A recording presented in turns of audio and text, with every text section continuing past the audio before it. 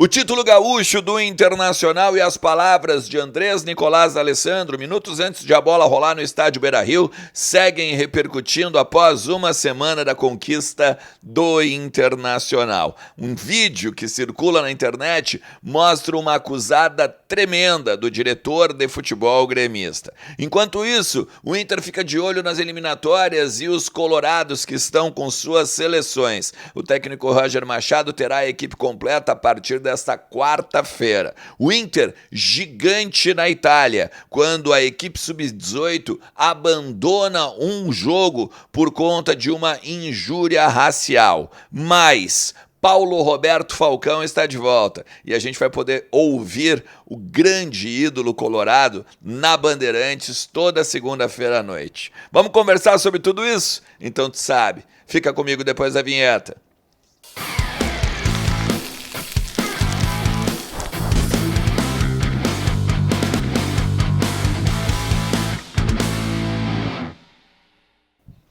Fala Colorado, fala Colorada, como é que vocês estão? Tudo certo? Tudo beleza? Bora falar do Internacional e atualizar as informações do nosso clube, entender um pouquinho do que está acontecendo nos bastidores do Beira-Rio, também no CT Parque Gigante, na Morada dos Quero-Queros, a casa da nossa base lá em Alvorada, tudo sobre o Internacional tu vai encontrar nos conteúdos aqui do canal. Então tu faz o seguinte, fica comigo até o final do vídeo, também te inscreve no canal, ativa a notificação do lado do inscrever-se, tem o sininho, sabe? Bota ali para todas, porque aí qualquer notificação do canal aqui vai estourar no teu celular. Lembra também que o like é importante pra caramba, o compartilhamento mais ainda, porque aí mais colorados vão conhecer o trabalho aqui e a gente chega na nossa meta de 70 mil inscritos ainda em 2025, beleza?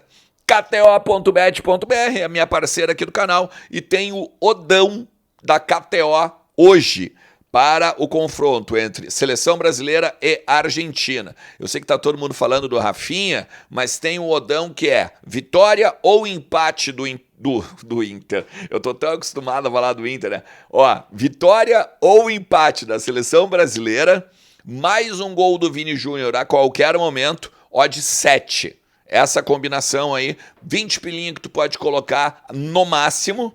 E aí, quem sabe, tu bota um dinheiro no bolso na conta do sueco aí, beleza? KTO.bet.br é a minha casa de apostas aqui no Brasil e ela pode ser a tua também. Entra lá, principalmente se tu tiver mais que 18 anos. Senão, não é um ambiente para ti. E lembra sempre, te diverte, sempre com responsabilidade e moderação, ok? Cara, tem um negócio muito legal que eu acho que é importante a gente saber e também venerar, que é o retorno de Paulo Roberto Falcão às telinhas, ou à telinha, né? Na Bandeirantes, Galvão Bueno retorna com o programa Galvão e Amigos, na segunda-feira da semana que vem, agora dia 31, para repercutir a rodada do Campeonato Brasileiro e tudo mais, e vai ter mais uma vez, ou novamente, a presença do ídolo colorado.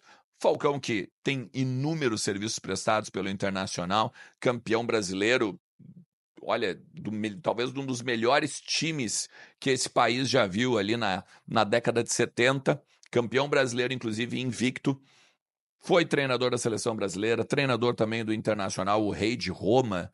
Cara, se a gente fala em camisa 5, a gente lembra do Paulo Roberto Falcão. E é sempre bom ver o que ele tem para falar sobre futebol, sobre também o Inter, né? Porque certamente ele vai falar do Internacional. Então tá aqui, ó. Se tu tem agora um compromisso, toda segunda-feira à noite, tá? A partir ali das 9 horas da noite tem Galvão e Amigos na TV Bandeirantes. Uma outra coisa legal também é que a gente fique de olho nos colorados que vão estar na telinha também nessa terça-feira, porque é o último dia das eliminatórias. Por exemplo, o Uruguai do Rocher vai enfrentar a Bolívia agora às 17 horas. Talvez tu esteja assistindo esse jogo já tenha passado, tá? Quando tu assistir esse conteúdo aqui. Mas a Colômbia, do Borré do Carboneiro, às 21 horas recebe o Paraguai. E depois o Equador, também às 21 horas, vai jogar fora de casa contra o Chile. O Equador do Ener Valencia. Na quarta-feira, o Roger recebe todo mundo e, claro, alguns vão fazer alguma recuperação, mas quarta e quinta já treina o grupo completo. Hoje o Roger deu uma atenção especial no X1 e na finalização, no treino da manhã, todos os dias o treino 10 horas da manhã até sexta-feira, quando depois embarca para o Rio de Janeiro, para o confronto de sábado, no Maracanã. E a tendência, já falamos aqui várias vezes, né? Rocher voltando à titularidade, tem ainda uma particularidade quanto ao Fernando, mas eu tô com um cutuco que a partir até das entrevistas que ele deu ao longo da semana aí, para não só canais identificados, mas emissoras também tradicionais, ele vai para o jogo, tá? Eu vou apostar no seguinte 11 inicial ainda. Rocher, Brian Aguirre, Vitão, Juninho e o Bernabé, Fernando com o Thiago Maia, Alan Patrick, Vitinho, Wesley e o Ener Valencia. Esse é o 11 que eu estou apostando. É claro, a gente não teve acesso ainda a treinamentos, né? Então não dá nem para ter uma ideia. Amanhã vai ter um treino aberto, porque depois tem a apresentação do Diego Rosa e também do Juninho, que deve ser, inclusive, como eu disse, o titular aí do Internacional, tá? Tem uma polêmica também, cara. Deixa eu falar também sobre o Gerson, porque agora até apitou aqui uma notificação, tá? Sobre o Gerson. Teve um exame de imagem realizado no volante. Ele que foi cortado da seleção brasileira, né? Depois desse jogo agora que teve contra a Colômbia. Mas o exame de imagem não constatou lesão muscular no jogador, tá? Mas ele vai ter ele tem um quadro de desgaste físico e fará trabalhos específicos no CT Jorge Elal. Acho que não joga. Acho que tá fora da partida de sábado, principalmente se ele tem um desgaste físico, levando em consideração ainda que o Flamengo também tem Copa Libertadores para jogar, assim como o Inter tem contra o Bahia, e ainda tem, né, a questão envolvendo o Super Mundial. Não vai pegar, vai detonar o cara agora para daqui a pouco ter uma lesão mais séria e fazer aí o comprometimento da temporada. Acho que o Gerson tá fora, assim como o Arrascaeta, né? Esse foi constatado lesão. São as duas baixas importantíssimas no time do Flamengo, tá? Cara, tem um vídeo rolando, e não é o vídeo ainda do D'Alessandro. A gente vai falar sobre isso daqui a pouquinho, tá? Só que é um vídeo bem forte, tá? Em que o Sub-18 do Internacional se envolveu num momento, num ato de injúria racial. E aí, em que sentido? Foi no torneio de Viareggio, na Itália, tá? É uma das principais competições do Sub-18. E aí aconteceu uma injúria racial no jogo entre Inter e Torino, tá? E ele foi interrompido e depois ele foi suspenso. Por quê? Porque o Cauã Barbosa, lateral do Inter, ele denunciou no meio do jogo, em um determinado momento, vocês estão vendo as imagens aí, que ele teve um chamamento, né? Um jogador do Torino chamou ele de macaco. Eles vão para cima do juiz, ele vai para cima do auxiliar, ainda dá para até ouvir no vídeo, ele fala, tu não viu que ele me chamou de macaco? E aí as coisas saem do controle, o Inter inclusive abandona o jogo, isso até vai ser depois visto na FIFA, vai ser julgado esse jogo para ver o que vai acontecer, porque isso é meio que inédito no futebol, né? E aí foi muito legal, cara, o que o diretor do Inter, tá? O Ricardo Fontes Oliveira, declarou numa entrevista para a GZH. A igualdade é um valor inegociável ao nosso clube e não aceitamos qualquer ato que atente contra ela, disse o dirigente, tá? Só para vocês entenderem, isso ali era minutos finais do primeiro tempo. E aí quando a gente mostrei as imagens para vocês aí, inclusive, né? Foi o Filippo Gonzato. E o pior, tá? Ele é brasileiro naturalizado. Entende? Então, tipo assim, ele sabe falar português, ele entende português, não é nem um cara, por exemplo, que europeu, né? E em cima daquilo que vê ou que ouve, em cima do racismo estrutural ou qualquer outra coisa que possa ser a imbecilidade, né, de fazer um ato desse, né, tenha nomeado o jogador brasileiro. Então, fica aí, cara, o Inter sendo gigante, saindo do jogo, e é isso que tem que fazer. Tem que pegar e não só punir agora, porque lá na Itália racismo não é crime, né, infelizmente, tá? Mas a FIFA tem que ver que esse tipo de ato, esse tipo de atitude, ela não pode acontecer dentro do futebol. Então, os times têm que dar o exemplo para que a FIFA possa pegar e dizer, ó, os caras de alguma forma tão certos, né? A gente, como entidade máxima do futebol, a gente tem que pegar e ter a noção do que acontece. Cara, e eu vou um pouco contra agora, tá?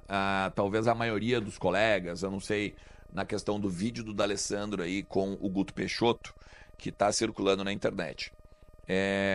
Em um determinado momento tinha uma reunião do Movimento Grêmio Unido, do qual o Guto faz parte, e aí um integrante do movimento pergunta pro Guto, cara, o que tu pensa das palavras do D'Alessandro que ele vai pisar na cabeça do Grêmio e tal, isso aquilo no último Grenal?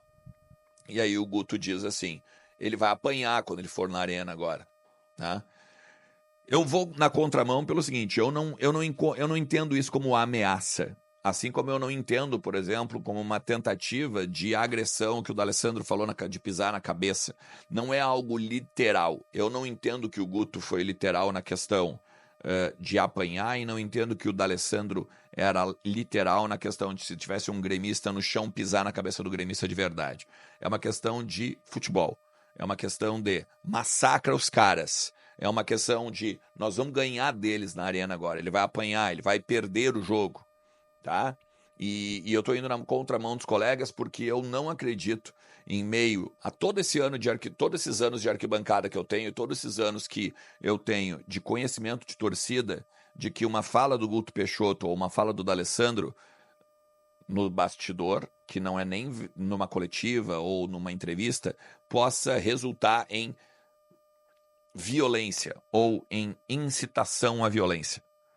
O cara que quer brigar, seja em torcida organizada, seja em torcida normal, seja na rua, seja na estação de trem, ele briga de qualquer maneira. Não precisa de um catalisador para isso, né? Primeiro de tudo. Segundo, que a gente percebe o quanto o Guto Peixoto está machucado, né? Quanto o D'Alessandro machuca eles, né? Porque o D'Alessandro já precisou falar lá em Ijuí sobre as barbáries que estavam acontecendo no Campeonato Gaúcho para acontecer alguma coisa. O D'Alessandro fala aquilo nos bastidores do clube, é divulgado pela mídia do Inter, e aí os gremistas se ouriçam todos, porque perderam o clássico Grenal, perderam a final, perderam basicamente a chance de um octa e tomaram uma roda em 3 possibilidades de Grenais já esse ano. Sem contar os 7 que estão na parada aí, né? São 5 vitórias para o Inter e 2 empates. Então, assim, me parece muito claro que o lado de lá não entendeu ainda o momento que está acontecendo, né? Que a balança virou e quem manda aqui no Rio Grande do Sul não só é o Inter, mas confirmado como é o Inter agora nos últimos momentos, aí, nos últimos anos. O Grêmio não ganha Grenal desde 2023, se não me falha a memória. Ou seja, tem que simplesmente botar o rabinho entre as pernas e deixar o Internacional curtir aí o seu campeonato. Valeu? Se tu chegou até aqui, te agradeço demais. Não te esquece, deixa o like, te inscreve no canal, ativa a notificação, compartilha e vamos seguir crescendo por aqui, porque sempre tem muito para tratar do nosso Colorado. Forte abraço. Tchau.